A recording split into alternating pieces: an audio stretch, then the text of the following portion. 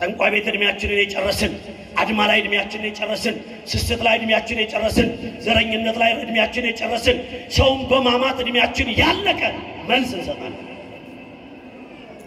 ይሄን የመሰለ ዘመንና ይሄን የመሰለ እድሜ ተሰጥቶ ሺሻ ቤትና ጫት ቤት እድሜ ካለቀ ያን የጨረስክበትን ዘመን እግዚአብሔር ፊት መልስ ትሰጣለህ። እኔ ስናገረው ሊመር ይችላል፣ ፊቱ የቆምከው እግዚአብሔር ግን እውነታውን ይነግርሃል። ተወደዳችሁ ምእመናን፣ የተከፈለው ሰው ብዙ ሊናገር ይችላል። ኢትዮጵያ በጣም የተከፈላቸው ሰዎች አደባባይ እየወጡ ያቀረሹባት ነው። እንደፈለጉ እየተናገሩ ነው። ምድርን ለቀው ሰማይ ወጥተዋል። አጥሩ ላይ ነበሩ፣ ቤተ መቅደስ ገብተዋል። ቤተ መቅደስ ነበሩ፣ ታቦቱ ላይ ደርሰዋል። ሰው ሲከፈለው ይታወራል። ሀቅ ነው። ስለዚህ ራሳችሁን ጠብቁ፣ ሃይማኖታችሁን ጠብቁ። እንደዚህ ያለ ዘመን ላይ ደረስነው። በሚያሳፍር ሁኔታ አይናችን እያየ ጆሮአችን እየሰማ ከ1.5 ሚሊዮን አይሁዳውያንን በጉድጓድ ውስጥ ያቀለጠ ጀርመናዊው የናዚ የልጅ ልጅ አራተኛ ትውልድ እኛ ሀገር መጥቶ ህዝባችንን ወንጌል ሰብካለሁ ይለናል።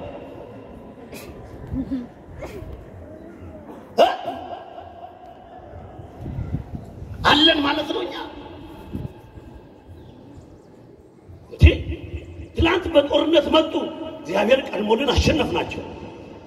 ትላንት በሌላ መንገድ መጡ፣ ከረባትና ሱሪ ለብሰው መጥተው የኢትዮጵያን ሕዝብ ሲያስጎለብዙት ይውላሉ።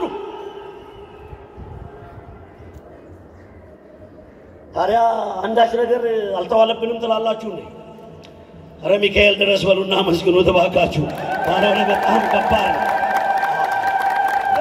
መጪው ትውልድ በጣም ከባድ ነው። እንዲህ ነግረናችሁ ጆሮ ዳባ ልበስ እንዳትሉ፣ የቤት ስራችሁን ተቀብላችሁ ሂዱ። እኔ ህይወት ውስጥ እኔ ቤት ውስጥ ምን እየተሰራ ነው በሉ። ካልሆነ ነገ ከነገ ወዲያ ይኸውላችሁ እንደዚህ አይነት ውብ የሆነውን ታሪክና ባህልና እምነታችንን ነው እያጠለሹ እኛም ከውስጥ ቀስ እያለን እያለማመዱን ነው። ሞትና ኃጢአትን እያለማመዱን ነው። ዘረኝነትን አለማመዱን እንደምታዩት ነው። በቁመና ሰው ማረድን አለማመዱን እንደምታዩት ነው። ለመኪናና ለሞባይል ብሎ ሰው መግደልን አለማመዱን እንደምታዩት ነው። ጉቦና ኃጢአት እየሰራን አይናችን ቁልጭ ቁልጭ እያለ መኖርን ተለማመድን እንደምታዩት ነው።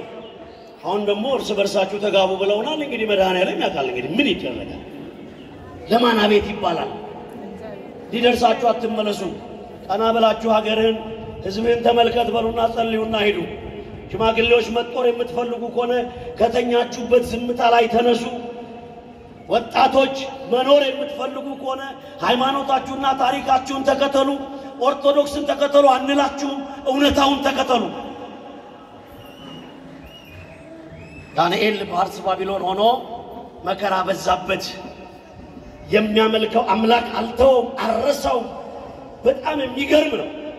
ልቡን ሊያጸናው ሲችል በርታ ሊለው ሲችል እግዚአብሔር ግን መልአኩን ላከለት። ሚካኤል ዳንኤል ጋር ሄደ።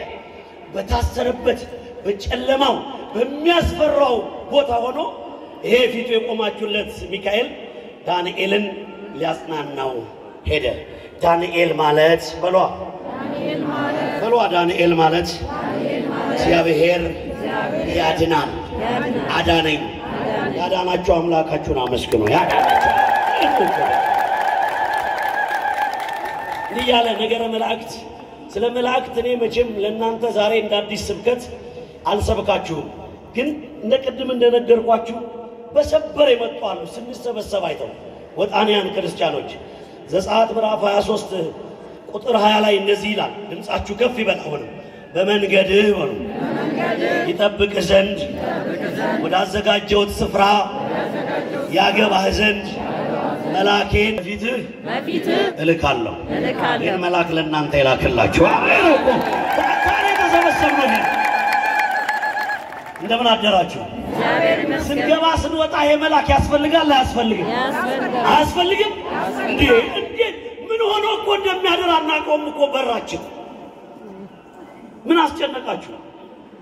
ይሄው ነው በቃ። መላእክት እንዲህ ናቸው። እግዚአብሔር ነው ያለው ለሙሴ በፊቴ መላእክቴን እልክልሃለሁ እንደውም የሚልን ስማ እንደውም እንዳታስቀይመው ስሜ በሱ ላይ ነው ሚካኤል ኤል የሚለው የእግዚአብሔር ስም ነው ሚካኤል ማለት ደግሞ እንደ እግዚአብሔር ያለ ማንም የለም ድገሟ እንደ እግዚአብሔር ያለ ማንም የለም ሰለቻችሁ እንዴ አሰለቻችሁኛ እንደ እግዚአብሔር ያለ ብሎ እንደ እግዚአብሔር ያለ ያው ሰማዩን ዘርግቶ ምድርን አጽንቶ ያው ያላየኸውን አጥንትህን አበርትቶ ያላየሃት ልብህን አጽንቶ ሳምባህ እንዲተነፍስ አድርጎ እቺ ትንሿ አይን ይሄን ሁሉ ብርሃን እንድታይ ያደረገ እንደ እግዚአብሔር ያለ ማንም የለም ሚካኤል ማለት እንደ እግዚአብሔር ያለ ማንም የለም ማለት ነው ዛሬ በዓሉ እንዲህ ለተከበረው መልአክ ነው እንዲህ የተከበረው መልአክ ይኸውላችሁ ምእመናን ዘፍጥረት ምዕራፍ 2 ከቁጥር 1 አሁን ኮምፓራቲቭ ውስጥ ልገባ ነው ጨርሻለሁ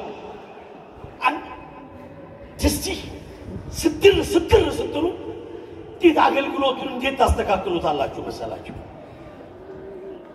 ደግሞ አለ ሌላ አልሰማ ያለ እሱ ነው ቲክቶክ ላይ የምገባ አከራከራለሁ ይላል ለጥልቁሎ ይወርዳል እዚህ ሲነገር አይሰማ ወይ ካህናቱን አይሰማ ተቸጋሪ እኮ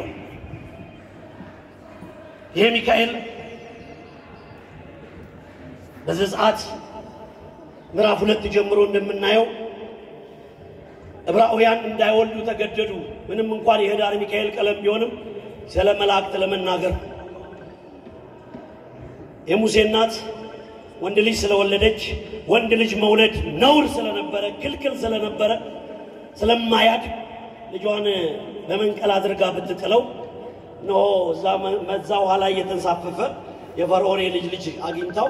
የፈርዖን ልጅ አግኝታው ቤተ መንግስት እንዳደገ ለእናንተ ሰበር ዜና አዲስ ተረካ አይደለም እንደዛ ያለ ግን ሙሴ ያደገ ሄዶ መላኩ እንዴት የቆምክበት ስፍራ የተቀደሰ ነውና የእግርህን ጫማ አውልቅ ብሎ እንደነገረው ቃል በቃል እንዳናገረው ሁላችንም የምናውቀውና የተረዳነው ነገር ነው እንደውም ሙሴ ሕዝብ እስራኤልን እየመራ ሲሄድ መላኩን ልኮ ሙሴን እንደመራው ሕዝቡ ነፃ እንደወጣ የህዳር ሚካኤል ቀለማችን ነው ስለዚህ እንደዚህ አሁን የዛሬው ታሪክ የዛሬው ነገር ሲነገር አንዳንድ ሰዎች የወንጌል ውጤት ስለማይመስላቸው ሪፈረንስ ይፈልጋሉ ህዳር ሚካኤል ነው ባህራንን ያዳነበት ቀን ነው ስንላቸው መጽሐፍ ቅዱስ ላይ አለ ይሉናል ይሄ ከወንጌል በኋላ የተደረገ ታሪክ ነው የሚያምኑ ሰዎች የተደረገላቸው ነው ይሄን አጠራርጎ ለማስረዳት በየአድባራቱ ጸበል የተጠመቃችሁ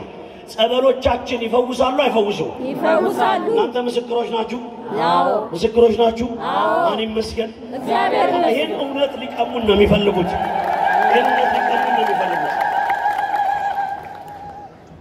የዛሬው በዓል ሁለት የመጀመሪያው